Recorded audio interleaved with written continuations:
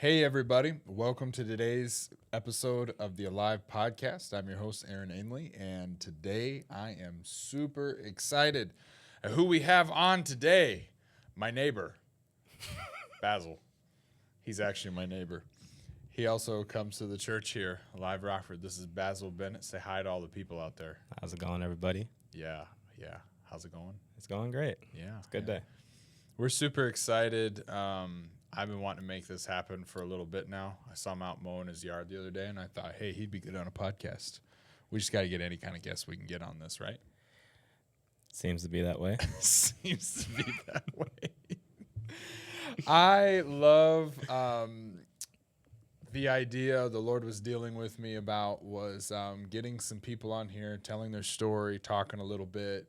Kind of getting some other faces on just to kind of pick their brain a little bit. You know, the Lord has done some cool things in Bazil. Relatively new to walking with the Lord, but I believe the Lord's really given him some cool things, some revelation on some stuff that I believe will really actually help some people. I think now that I've walked with you a little bit, gotten to know you a little bit, it's been really neat. Because also, too, outside of Christ, I don't know if we ever would have really been friends. No. In a respectful way, no. In a respectful way, yeah. I know. I'm lame. I understand. No, it wasn't that you were lame. I was just bad. Yeah. You're bad. I'm lame. It's what happens. Sometimes it's a good combo, though. Yeah. Anyways.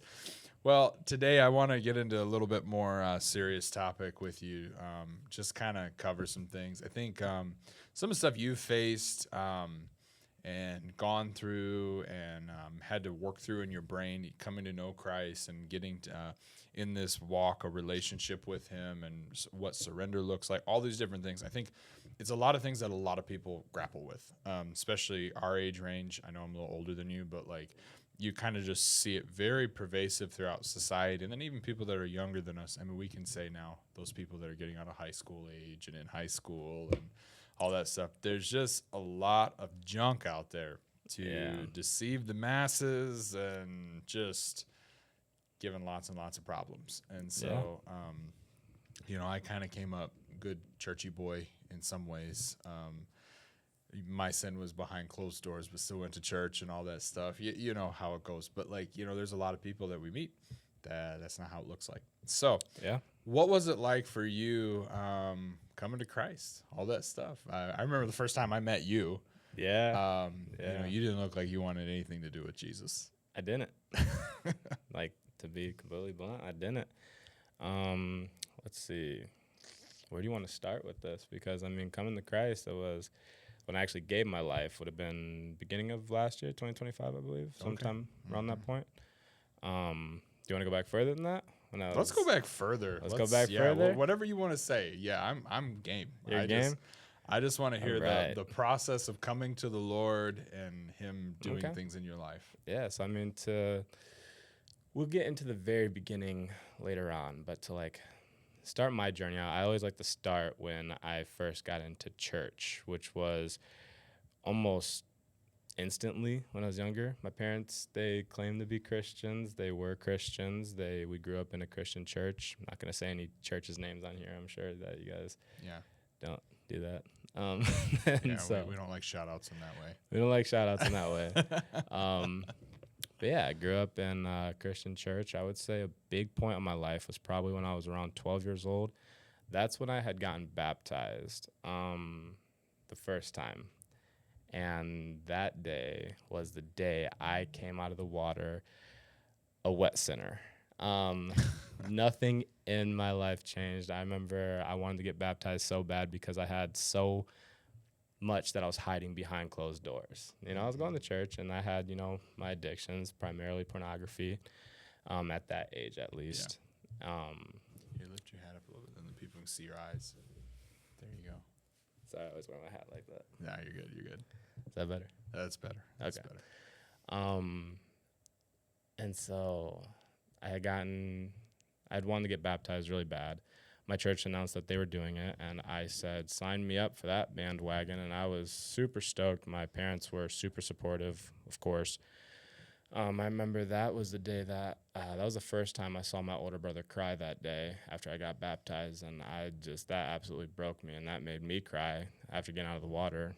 Um, there was so much going on through my head leading up to it, getting in the water, getting baptized, getting out, and I remember that I just felt a sense of accomplishment, like I had unlocked a new level of the game, but it was the game that the devil was playing on me, and that was the issue. Because I just shortly after went right back into my sins, like days after, maybe hours after, but we're gonna say days. Yeah, And give that, yourself the benefit of the doubt. we're gonna say days. Yeah. And I remember it just had brought me so much deeper into my sin. It had brought me deeper into shame. It brought me deeper into wanting to hide, made me turn into a mastermind of hiding my addictions. And then that's just kind of where I would say my life really, really, really took a turn for the worst of that's when I decided I was going to hide everything and just keep it all behind closed doors. And that's when I said, yeah, I'll show up to church on Sunday, continue to show up on church on Sunday, but I would just sit in the chair and play with the little toys that your mom would bring, to keep you quiet when you're a kid. Yeah. And I would leave church and feel the exact same as when I walked into the church. Never got any, never felt any presence of the Lord walking in there, walking out of there, going through my life. And as I continued to grow up, my life just kept getting darker and darker and darker. So you thought baptism was like the fix? Yes. Getting dunked was the thing. Yes. And I'm not even 100% sure if I had given my life to the Lord by that point either. Mm-hmm. I just know that the church was doing it, and I said, yeah, let's Sign do me it. up. Yeah, I was gonna say, sign me up. Like, heard this is a great thing, Yeah. It's kind of ordeal. Which is a great thing. It's amazing, but amazing it's an outward sign of what happens inward. And if it doesn't happen inward first, then it's kind of pointless in a lot of ways. Very pointless. And also too, struggling with bondage, struggling with Mm-hmm. things, going through stuff, when you're a kid, all the stuff that a lot of us go through and things that happen, it's not like you were out of the ordinary in that way. It's just kind of, always, and I think a lot of people sit in that spot too, of always going to church, but just hiding because you just don't know what to do. Mm-hmm. You do the thing that you feel like you're supposed to do, Mm-hmm. and you feel like, well, that didn't work. Mm-hmm. All right, well, I'm just gonna keep showing up. Yeah. And so things started to get kind of worse. And explain some of that. You went way back. I did go way back. You went way back. That's okay. So that was when I was 12 years old. When I was 13 years old, that's when my parents had gotten a divorce. And I grew up in Rockford, and that's when my mom moved us out to a little town called Lindenwood. Yeah. And when we moved out there, I remember it was a combination of, when I had went to middle school, I was homeschooled first. And so when I went into middle school, I had the reading level of a first grader. And on top of that, I was a bigger kid, and I was not good socially because I was homeschooled. Mm-hmm. So the combination of not really knowing how to read, being bigger, and not knowing how to socialize, vocalize, anything of the such, kind of just put me into just a dark place of wanting to always isolate myself. Be by yourself. And then when we moved out to Lindenwood, then I was even more isolated. Mm-hmm. There was less people around. There was, just a cloud hanging over our family in general because the family had just gotten split up. So there's just this really big, burden that's kind of hanging on everybody. Everybody kind of just started separating out of their, into their own little shells, Trying to cope. Exactly. Yeah. And me, because I had already had the addiction of pornography, I just basically just was able to go into it even deeper and just isolate myself even more, disconnect from the world completely. Mm-hmm. And that was all when I was 13 years old. And then just moving on, I started to idolize. As I went into high school, I started idolizing sports, myself, and and what I thought to be friends. You know, just started idolizing those because I just wanted to feel accepted. And so Belong. I gained this really bad habit of having a very fluid personality where I just was like, doesn't matter what you're into, what you do, I'm cool with it. I'm gonna squeeze in, I'm gonna make myself fit in this area because I just wanted to be accepted. Yeah, like a social chameleon kind of idea. Exactly. Yeah. And so because of that, I mean, from the outside, everybody you talk to in high school, they'll say, oh, yeah, I absolutely, love Bazil. He was great. He was awesome. And you'll have all ranges of people say that because I just simply just squeezed my way in and said, I'm going to go along with what you're doing. Yeah. I'm going to feed into you, and I'm going to be as depressed as you, or I'm going to try to be as happy as you. I'm going to try to be, as anxious as you, and it's just like, and then I gained a lot of my friends through just simply trauma bonding. Said, hey, why does your life suck? I said, really? Mine does too, and then just gaining a lot of friends that way. All that did, honestly, though, is just made me feel even more alone because I would go home and I was simply just like, I wasn't being myself, wasn't being true to who I was, wasn't acting the way that I would have preferred to act in that situation. And then when they act out of line of what I liked, then I simply just was like, oh, yep, just don't like it, don't want to be here. Yeah. So I just kind of... Isolation, feeling lonely. Exactly. As I went on through life, I just kept digging myself deeper and deeper and deeper into a pit. Yeah. Yeah. Wow. That sounds wonderful. Yeah. Sorry. If we can joke about it on this side. I was about to say, because realistically, it was like, it was comical, like how bad I screwed up my life in a sense, you know? Yeah. Yeah, but it's the devil's plan. It's just how he does things, and you're just coping with things the best you can, trying to get things figured out, and so. Yeah. And then you meet Jay Lee going further. Yeah. Yeah. Jay Lee's his wife, everybody. Jay Lee's my wife. So I had met her in, goodness gracious, she's gonna be so mad. 2019 is when I met her. So I was trying to think, because I always go based off my age, how old I was, and I was 18 when I met her, but my birthday goes with the year, or my age goes with the year.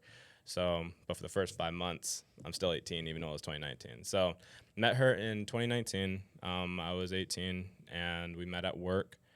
I was already living a very sinful life by this point, and sadly enough, so is she. She was, in somewhat of a dark place as well, but that is her story to tell. That I'm sure you'll get her on here eventually. At some point, yeah. I'll both you guys on here. That's the goal. That is the goal. But yeah, that's her story to tell. But as far as my side of things go, I was in a very dark place. I found her, and then this is when it got really bad because I started idolizing her like crazy, like to the point where it was like whatever it was, I just wanted her to be happy. I wanted to, and not in a healthy way. Of course, you always want your wife to be happy. That is the ultimate goal. Happy wife, happy life. Exactly. Yeah. But this was more in a way of just like very bad habits, like agreeing with her, whatever she wanted. It was just, I was lying to her to just make it so she was happy. I remember when we had first gotten together, it was just like, it was just kind of one of those things where I don't really know how to explain our... Well, it's probably the same social chameleon thing, just to make her happy in a lot of ways. Yeah, it was somewhat of that, but also that was like, but maybe this is why it was so ugly, because like she was like one of the first people I was actually real with. Yeah. Like she was one of the first people that I actually was like, like, let me tell you like my uprising, my upbringing. And because of that, when I was like doing things sneakily behind her back, because into our relationship, I still had my pornography addiction. It just did not go away because I found a girlfriend. And so it was Which is a big lie a lot of people believe. Yes. Yeah. It's a huge lie. And so it was like with that whole situation, she had just kind of she was that person that like I just wanted to always please. And so when I would do things sneakily behind her back, that just brought me deeper into a hole. Yeah. It got to a point where I just was like not emotionally available for her. I was treating her like garbage because I was like, just kept falling back into my old ways, my old sins, you know, keeping it from her, hiding it from her. Yeah. And then it's like getting to the point where it's like I felt like I had like people always like, yeah, you know, you live one life with her, you live one life at home, you know, you're talking about, and it's just like you're hiding things from her. For me, for most people, it's like they feel like they have two sides of themselves when they're keeping a secret. Mm-hmm. To me, it felt like I had like five. Yeah. Felt like I was one person for her, one person at home, one person for my brothers, one person for my parents. And it just felt like I was going around in a constant circle. And then I just kind of had to keep remembering what I was telling her when I was also telling other people different things. Like It's exhausting. it was more than exhausting. It was just bad. Like there's no like sugarcoating it, in the sense being of like I was treating her poorly. I was treating myself poorly. I was treating people around me poorly. And I it just kept digging me deeper and deeper into my pit. Well, and then that brings a lot of depression, a lot of all that kind of stuff. And Lots of depression. Yeah, yeah. Mm-hmm. Yeah, so now we got all the ick out of the way. Yeah. What happened coming to the Lord? What happened with all that? So, to add on hold on. Let me say this real quick. Because the point of this, even in this episode, is I want to just start showcasing in some ways what God can do. And sometimes knowing the ick is how we know what God can do. You know, I think we've talked about this before, that, you know, people walk in and they see all these people. They see, oh, God, look at Bazil. He's great. Or look at this person, this and that. And they don't realize that, like, we were all chief of sinner. We were all in a bad spot, a lot of us. And God came and completely transformed our lives. So tell us the beginning of that process. So to tell you the beginning of that process, I'll add a few more things to the ick. So basically, I also was heavily addicted to nicotine. That stuff was just phenomenal for me, in a bad way. Phenomenally bad. There you go. Phenomenally bad. Yeah. I also was on a pretty good dosage of antidepressants. Yeah. Like, don't remember the exact dosage, but it was a pretty hefty dosage. I was also on anxiety medication. And on top of that, I was sitting at about 325 pounds with also my, still while having my pornography addiction. So. You had a lot of coping. Yeah. Really, a lot of that stuff, too, is like, and we talk about this a lot, is that a lot of that stuff, too, is just your brain trying to cope. Run into different things. I mean, that's the big thing. But yeah. So then coming to the Lord, it was an interesting thing, because I want to say in the beginning, what ended up happening was at a certain point, my wife, she found out about my pornography addiction. And from there, it was just, I want to say maybe around 6 months of just constant battling with her, because I wanted to give it up, couldn't give it up, tried to give it up, couldn't give it up. Kept trying, kept failing, kept trying, kept failing. She kept finding, kept forgiving, kept finding, kept forgiving, but also at the same time building just a little bit of a resentment towards me. Obviously, you know, when someone tells you they're going to do something and then does the exact opposite. Breaking trust down. Exactly, just breaking Well, and trust. also, too, I want to add during this, the little bit portion of this, your mother-in-law had gotten saved. Yes. Years before. Yes. And started praying for you guys, Yes. praying for the family, Yes. praying for the sisters, all that stuff. And, Yes. And many, many of you have come to know Christ now. Yes. Out of just your mother-in-law getting saved. Yes. So she was praying for you guys, and she was like, oh, I need you guys to pray for my daughter Jaylee and Bazil. So, like, I don't know any of this stuff going on. I'm just praying for Jaylee and Bazil, right? Yeah. So keep going. Sorry. And I mean, I would definitely say that, like, in the prayers, that I think that's how my pornography addiction came to the light, because that really is what sparked the change. Because then it was after, you know, constant months of battling and fighting, you know, my wife had suggested, you know, that maybe we start going to the church that my mother-in-law was going to, her mother was going to, being here, Alive Rockford. And I was kind of in the mindset of, at this point, I'll try anything, basically. I'll go listen to that Stuffy Man. I'll go listen to it. And so I remember just we came in here and really I was one of those guys that just really just came in here because I was trying to be a good boy for my wife, you know. Part like, did I want to get over my addiction? Of course. Like, nobody wants to stay in sin. But overall, like, I really just did it for my wife to come in here for her.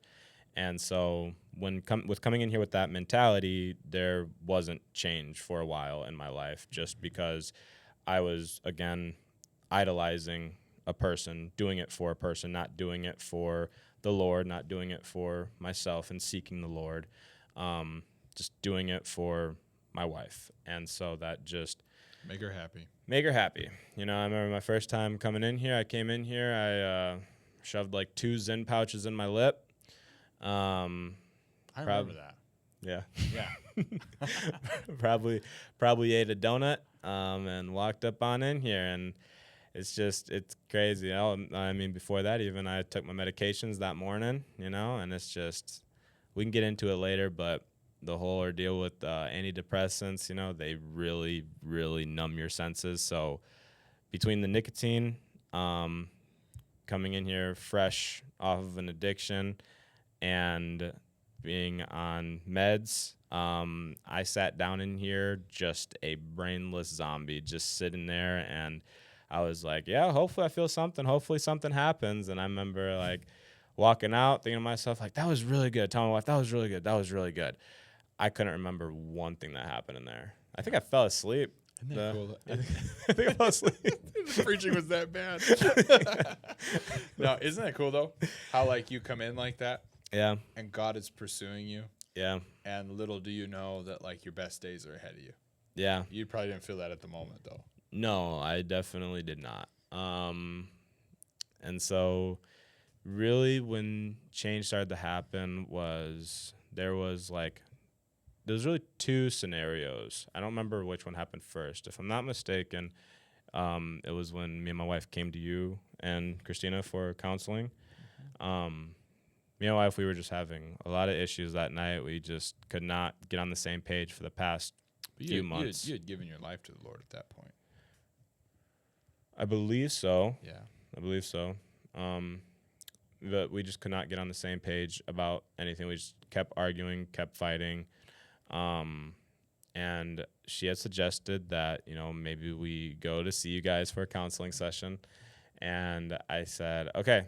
In my mind and my heart, I did not want to do it. I really did not. I but could tell when you showed up. There was just something that just kept tugging me to say yes, because I realistically could have said no, could have been like, nope, I'm staying here, you know, but something was just tugging me to say yes. That was a big point, a big turning point in our journey. Because I remember that was really just like, that was when I also got to see you be more than just a pastor, if that makes sense. More like just being like a regular person and admitting, you know, like, yeah, I had a past too as well. And like when you see like people that are in, you know, leadership positions, authority positions, and they tell you that, yeah, you know, my past is somewhat, you know, similar to yours, or I had sins too, I had addictions too. It really is like just kind of opens you up, be like, wow, so not everybody's perfect, you know? Yeah. It's amazing how that's such a misconception. Yes. I mean, because I had it, that's for sure. Well, and it keeps people out of the body of Christ that really need to be there. The way that I say it is like, it's, you know, people feel like, well, I got to clean myself up before I go to church. No, you go to get cleaned up. Should be a hospital for the broken. Yeah. You know. Yeah. And that's exactly just. Yeah. Yeah.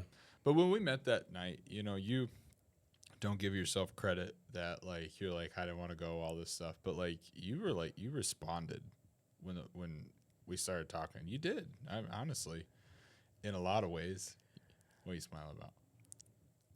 I had a bad mentality going into it. Yeah. I remember when my wife said we were going, what I started doing is I have sometimes an issue with like keeping a thought in my head that I want to say to somebody when like I actually go to talk to them, or just in general, just in anything. Like when I think of something really good, you know, I sometimes have a hard time remembering it in the moment. Yeah. And so what I did in that situation was I got a piece of paper and I started writing down everything that Jay had done, everything that I was mad at her about, everything that I wanted to talk about, of just being like, this is not, this is not. I remember I was writing down so much. I was like, she did this, she did that, she wouldn't listen in this situation. And I just went into it thinking to myself, I said, I'm going to disprove her no matter the circumstances. And so I had a bad mentality going into it. As soon as we got there, for some reason, that all just fell off of me. And I said, if I truly want to make this work, I'm going to go into it admitting to my faults and just listening. And I said, I'm going to leave it at that. Because I remember Jay, when she saw me doing that, she started doing the same thing. She started writing down stuff that she wanted to remember to tell about me. We both went in there and we did not say one thing that we had written down. Yeah. We just simply admitted to what we had done ourselves and let the conversation go from there. Yeah. I remember feeling that when you first sat down, like that's what, and I was like, oh boy. And I felt the Holy Spirit start to just disarm the situation. Like he just disarmed it. And it was like, all right, now we can start to heal, you know? And what was the second thing that really started to move on your life? When I was able to get off of the nicotine and the antidepressants and anxiety medication. That one was a tough one, just because, like, when I had gotten off the antidepressants, that really hurt. So, like, basically, I was on such a strong dosage that I had, when you get off of antidepressants, I had something called brain zaps, basically.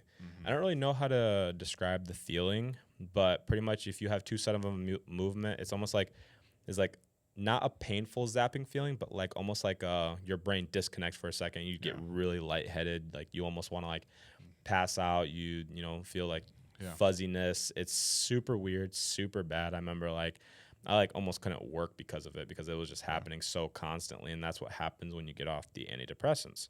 Yeah. And I want to make a note right here on some of that stuff, because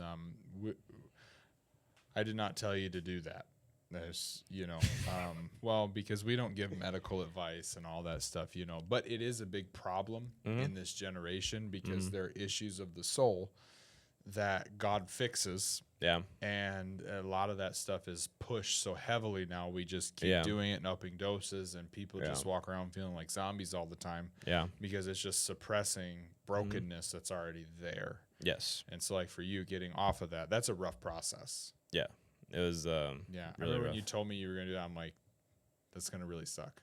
It did. I would say, like, the physical symptoms lasted about a month, but obviously the mental symptoms, I would say, probably lasted maybe around 3 months, where I just, like, because when you get off of them, it sometimes draws you in deeper to depression. I remember reading about it, and I just kind of was trying to prepare myself for it. You really can't prepare yourself for it, honestly. And your wife was very patient. Jaylee was very patient. She was very patient. She is very patient. But over anything, I think it was just because she was also very happy, because one, I was getting off of them, and two, like, well, she's your biggest fan. Yes. You can tell that. Your wife is your biggest fan. Yes. I love that about you guys. You guys are both each other's biggest fans. I love that. She is 100% my biggest fan. Yeah. When I was getting off the medication, so initially it was because I was trying to get into the Army, is why I initially chose to get off the medications, because you can't be on those when you're in the Army. You have to be off them for a year. And that was what urged me to get off of them. And then the decision to get off nicotine was simply just because I said, just don't want to be on it anymore. So I all at one time, I cold turkeyed anxiety, depression, and nicotine, all in one go. Yeah. And so it's a little crazy. I was about to say the depression was mixed with anger from not having nicotine, and then on top of that, I was an anxious mess. So all in all, I was one big blob of a mess. Yeah. How did you cope with that with the Lord? How did I cope with it with the Lord? Yeah. Like, when did you started to feel again? That was one thing you would tell me about. When I started to feel again? Yeah, so it was a really, like I said, really rough for the first, 2-3 months. Trying to think. Before getting off of them, I don't think I had, which people don't see this as a big deal sometimes, but I hadn't cried, I think, in the past maybe 10 years. Never shed a tear. Like, over pain, emotions, nothing. Just never shed a tear just because I was just so emotionless. And so when I actually had gotten off of it, and then after like, about the 2-3 months had passed, I remember I came in here and it was for, it was a Sunday morning prayer. And I remember just sitting there and something just felt different that day. And I was already so much more joyful coming in the church. I was so excited. Something had just like shifted in my life. I remember sitting here praying, and at some point, the Lord just came down and comforted me, and I was crying for like the entire Sunday morning prayer, which is about an hour long or 35 minutes long, 35 It's to 40 only minutes 30 long. minutes. Sunday morning is. Supposed to be. Yeah, you're right. I was about to say, especially in the beginning, you guys would go a lot longer than 30 minutes. And I was crying for the entire duration of it. And I remember just like standing up after that and just feeling like so much had been lifted off of me, and feeling like I could truly like dive into what I was meant to be living through Christ. That you could live for the Lord. Yeah. Yeah. That's super cool. I love that. It was great. That's something that's funny is because I remember when I was younger, I wasn't on any of that stuff, but I remember I felt like I had to serve the Lord emotionless. Like, I'm just a soldier. I got to pray. I got to do all this stuff. I can't be emotional. I can't, I love you, God, kind of thing. But the problem is we serve the Lord through our emotions. Yeah. Like our soul, our mind, our will, and our emotions. We get our mind right. We get our will pointed towards the Lord, but then also, too, our emotions, our faith should be experienced in our emotions, that we love the Lord. And that's a big problem with certain ones coming in with on a lot of the meds and different things like that, is like it's very hard for them to feel anything in general, because the Lord does minister through your emotions. And even in that moment when the Holy Spirit begins to touch you, it begins to show you that, oh, you can do this. Yeah. And he enables you to do it. And that's one of the coolest things that I love about your story, is that, like, one of the things you were always saying is like, hey, yeah, the Holy Spirit just enabled me to do things I couldn't do. Yeah. God enabled me to do that kind of stuff. Yeah. I think one of the big ones too, honestly, one of the biggest ones that he enabled me to do is when I was still on medications during this time, and nicotine and stuff like that, is I wanted to lose weight so bad. I was, like I said, 325 pounds, and I remember I was very self-conscious about my weight, didn't like what I saw when I looked in the mirror. I knew that I was, getting less attractive, to my wife. Like, I knew that she was looking at me with less attractiveness physically, and I just wanted to change so bad. I remember trying to go to the gym, and I just couldn't. I couldn't convince myself to go. When I would go, I would just be there for a little bit, leave. And I remember it really was like I said, around that time when I just really started to feel emotions from the Lord, and I just remember him telling me that he was the only one that that cared about me. His opinion is the only one that mattered. I couldn't worry about fleshly people. I couldn't worry about what people were thinking at the gym, when I was going, even though people at the gym with bigger people are very supportive, come to find that out. Yeah. But again, in my mind, the devil's telling me these people are judging you. These people are watching you. They're saying things about you. That's what the devil is telling me in my ear. And it just kept me away from the gym. It was so easy to stay away from it. And then I remember just the Lord telling me that that I can't worry about fleshly things, and that his plan is bigger. And so from that point, that's really when I just started to dive in, and even something as simple as going to the gym, the Lord comfort me in doing that. It's funny how he enables you to do things that are positive changes and different things, and how much of it is like a mind game from the enemy that really just holds people back. They're really just, it's a big psyop. I've been saying that lately in this sermon, because we've been talking about the methods of the enemy. But it's like, that a lot of this stuff is just lies we believe about ourselves. Even like the Lord dealing with you about that my opinion is the only one that matters. Like how freeing that really is. Because people say, well, what about your wife? What about this? What about that? Well, if God's opinion is the only one that matters, when I'm acting right towards my wife, he's pleased in that. Yes. When I act right towards my fellow man, towards my family, towards other people, even those that don't know Christ, that when I'm good to them and I love them, that is like a big deal to the Lord. And so in that, pleasing him, is a big thing, And I know a big part of your walk is talking about surrender, where it's just surrendering all the stuff, all the things. Everything. Yeah. Yeah, that was a big one for me. Surrendering everything. So when my wife had initially found out about my addiction, I had gotten rid of TikTok and Instagram because I was using those inappropriately. Also Snapchat. I was using those inappropriately.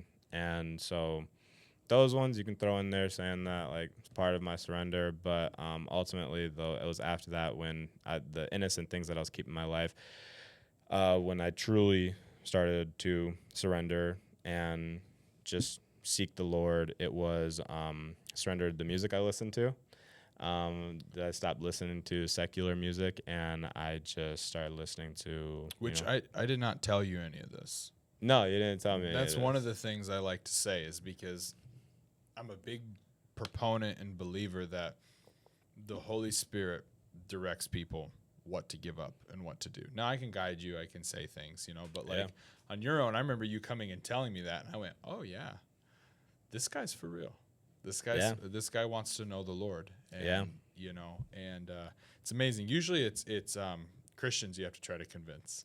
Yeah. But people coming in and wanting to know the Lord, he starts to automatically do these things. Mm-hmm. So you gave up your music. Mm-hmm. Gave up my music. That was a big one. That was a really big one for me because from growing up, the one thing that really brought me comfort was music. I love listening to all types of music. Like I would listen to everything and anything. And so giving it up was pretty challenging, honestly.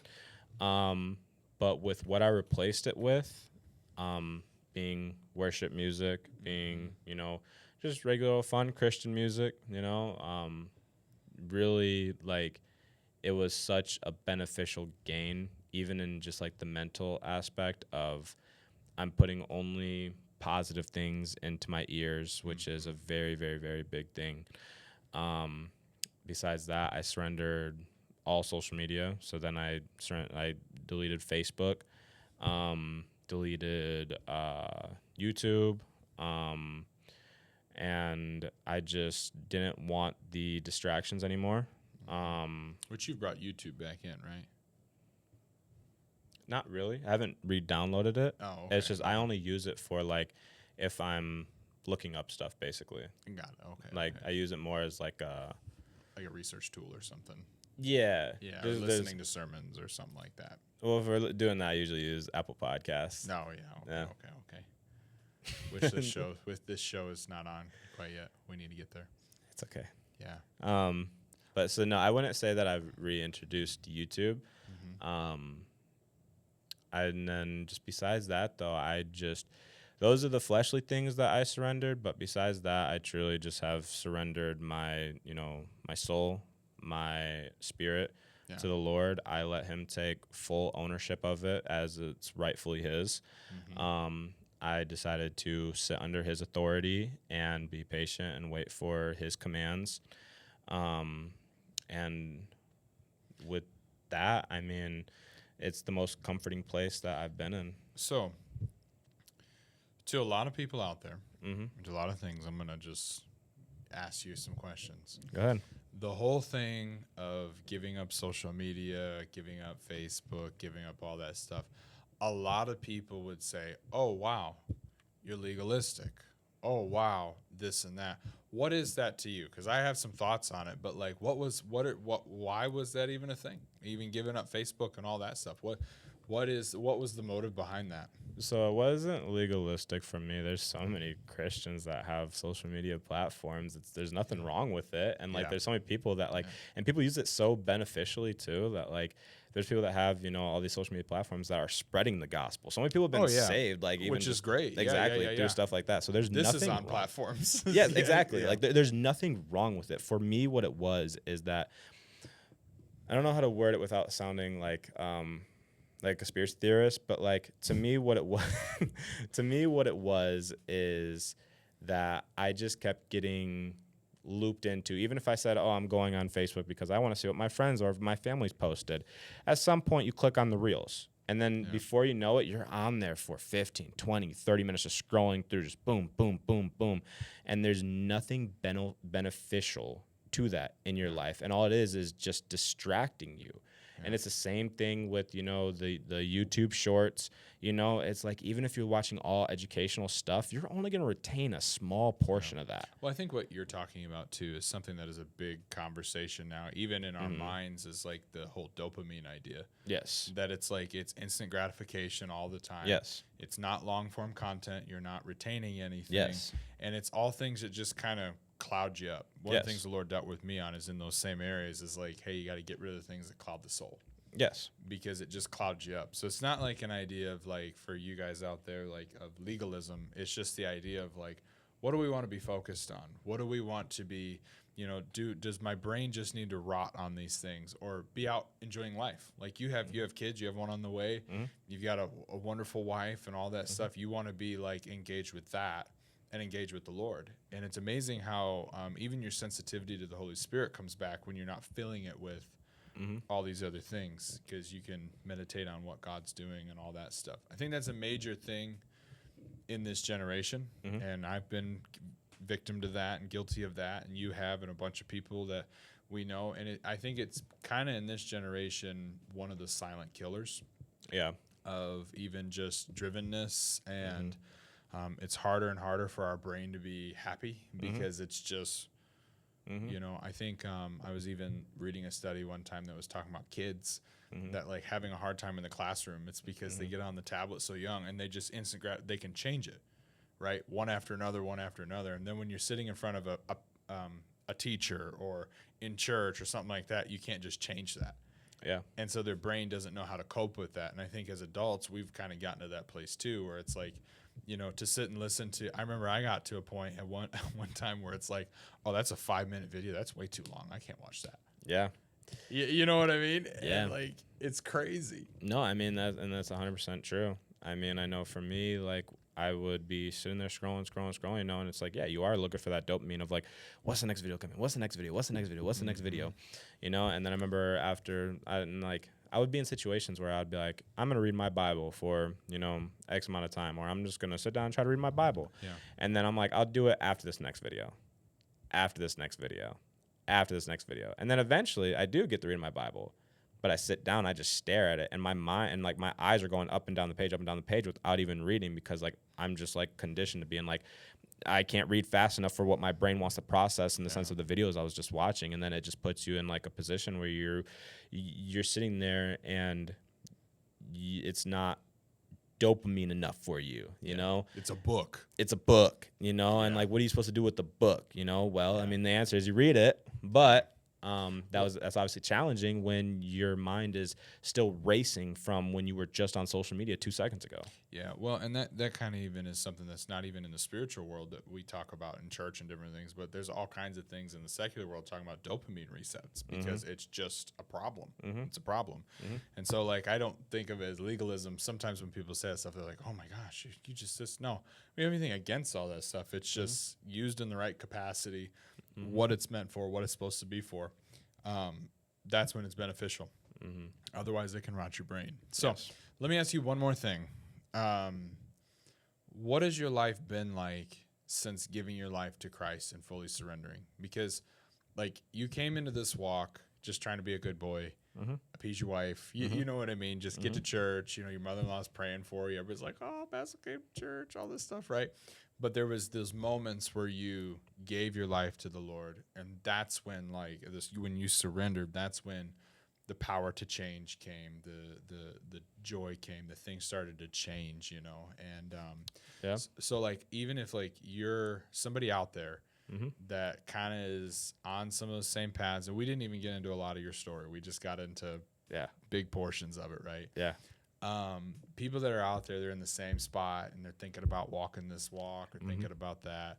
Like, what on the other side can you encourage people, or what can you encourage people that, hey, give your life to the Lord, this is what it is? And then also too, what's life been like since you've even just been saved, knowing Him? What's the big changes? I would say what it is it's comfort, you know? The Holy Spirit is always around us. He's constantly seeking us. He wants that relationship with us. And when you just give Him everything, it gives you comfort, because now your life is a wide open book, and the only one that can judge it is the one that has given us the most grace in this world. Yeah. And so to me, that's what I would say it is. It's comfort. What my life has looked like in the beginning, it was rough because I had given my life to the Lord. And from that point, In the cleanup phase, it's rough. the cleanup phase is rough because the devil, he's now the devil is really trying to get after you. Oh, yeah, And he hates really, your guts. Exactly. He didn't have to work hard before. Now he's working up a sweat a little bit, trying to keep you. Exactly. And it's just like it's constant attacks after attacks after attacks. And so I would say a big thing is, especially if you're married, to be on the same page as your wife, because a big thing is that the devil wants to get between you guys. And so there's constant attacks of just where he's going to try to draw a wedge between you. That's what it was like in the beginning. What my life has consisted of recently has been lots of joy, lots and lots of joy. There's still obviously the devil is going to keep attacking, you know. But like I said, when you are on the same page as your wife, it's nothing a prayer can't, handle, you know? Yeah. You can stop in the middle of it and say, "Hey, honey, like let's pray," and that's something that's important. Yeah. Exactly. It's very important. Recently it's been, finding that prayer closet, just spending as much time as you can with the Lord. It is also, sacrifice to fleshly things, being even such like, and like I keep going back to it, but saying like, your wife, you and your wife have to be on the same page, and she has to be supportive, of the journey as you are supportive of her journey. Yeah. Because to me, it's like there's times, where it's like even so Friday night prayer, I didn't get back home until 10:30, but we were just out there talking, talking spiritually. Talking about this podcast, talking about, just other things, just getting educated from you. There's times, we've gone to, your house, Jason's house, to pray, and I don't get back late until those nights. There's nights I'm up late studying the Bible, and she is very supportive of it. And like I've given up, time that I could be spending with her, or my son to pursue the Lord. And it has been the best decision because ultimately the Lord is making me a better man. And so when like now in the times I do spend with my wife, it's authentic times. It's full. Yeah. Exactly. Yeah. And even you with your son, your relationships change. He's little. How old is he again? 3. He's 3 and 8 months. Yeah. And you guys got one in the oven. Yep. And, and you live a very full life too. I mean, you guys do things with your family. You're out with Jaylee and your son all the time, and that's been super cool to watch. Cause like you said, like that time with the Lord, and that's something a lot of spouses don't understand is like, certain times when you go in there, like you're in the prayer closet, there's a sacrifice there, but they come out a better man. Like, when I'm in prayer, like there's like, I come out and like, I'm a better husband. Yeah. And it's like giving your spouse that time. But, Yeah. You guys are, you and Jaylee have been so amazing to get to know. And even as you guys have grown in the Lord, it's been really cool because like to see like a change, like you guys are different people I mean, and that's a super, super cool thing. And that's even why I want to have you on today. Cause it's like, again, people see the stuff, but I've even looked at people that know you and they're like, man, I want what Bazil has. And I'm like, yeah, but you got to give it to the Lord. You got to surrender your life. You got, it's like, and so it is funny because we've been in those situations because Bazil does a lot of witnessing. He'll witness and love on people, and as many times as the opportunity presents itself. And people are like, man, I want what he has. And I was like, yeah, but you got to do what he did. You got to give your life to the Lord. Yeah. And so that's been a really cool thing watching you and Jaylee both blossom in that way. And one of these days we'll get her on here with you and you guys both talk together because Jaylee's actually our children's director now. Yep. Yeah. Yes. Yeah. She's our children's director and she is excited and ready to go. And so you guys are becoming more and more part of the team as we go along and different stuff like that. And it's just been really cool to watch the radical change that God has done in your life. Yeah. I feel like that is also something that like that we cannot stress enough, and saying that everything that has happened in my life and my wife's life is truly the Lord's doing.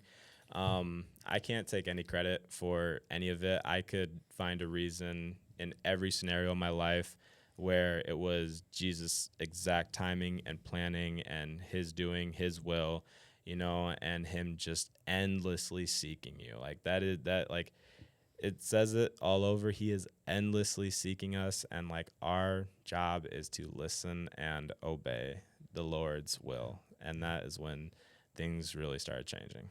Yeah, that's super cool. I love that. And watching your guys' relationship blossom. And, to their credit, I'll give you a little bit, he's acting like he didn't want to show up to marriage counseling and all that stuff. But you guys pretty much only did one session with me. We did only one session. And I kept checking in and like, you guys good? And they just took it serious, what I told them in one session. I was telling Christina like beforehand, I was like, all right, this might be a long one. You know what I mean? Like I was like ready for like the long haul, Yeah. And I just think that's a testament to of what a surrendered life will do, what that will look like when you're willing and ready to lay everything down. And so like even out there, as we wrap up, unless you have anything else to say.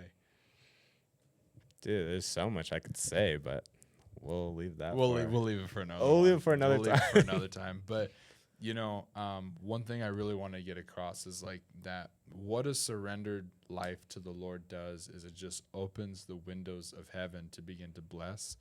It opens him to be able to change you. One of the things I love about with Bazil and like even talking with him is like, yeah, the things the Lord asked for, like it was a struggle for a little bit, surrendering those things. There was tough seasons, but on the other end, God really did something cool. I mean, even the whole idea of like the faith of like, I'm going to quit this stuff. And in the moment, a lot of people quit right then when it starts to feel bad. But on the other end, when the Holy Spirit started to move on you in prayer meeting and different things like that, and putting yourself in a place where God can move, guys, you guys can do that too. It's available. It's how the Lord moves and how he works. You just have to be ready and willing to give him whatever and to let him move in your life. And so I just leave you with that. Encourage you guys today. Bazil, thank you for coming on. I know it's not necessarily your favorite thing in the world to do, get on here and talk and all that stuff. But he was super excited about it though, because it's wonderful to talk about what God does in people's lives. Yeah. Just want my life to be a testimony for other people. That's it. Amen. Well, thank you guys for watching today. Again, like always, like, subscribe, ring the bell, all the stuff. If you like it, if you don't like it, drop a comment, let us know, and we'll see you then on the next episode. Thanks.